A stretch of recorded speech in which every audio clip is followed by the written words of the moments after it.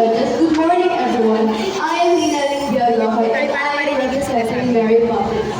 So just a short background of this character.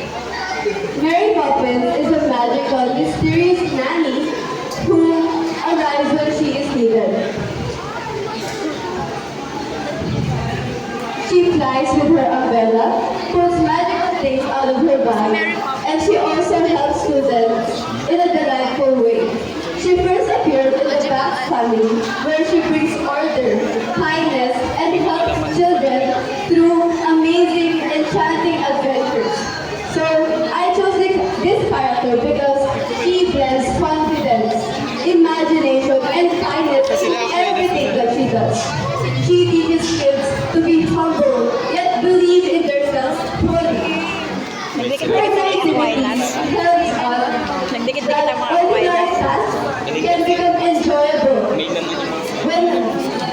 when with a positive mindset. She also models for discipline and responsibility that shows success requires effort. Her line, anything can happen if you let it, shows being hopeful and starting new possibilities. So overall, Mary Poppins is a supercalifragilisticexpialidocious character that helps students to be kind, imaginative, and confident in facing life's most difficult challenges. Thank you.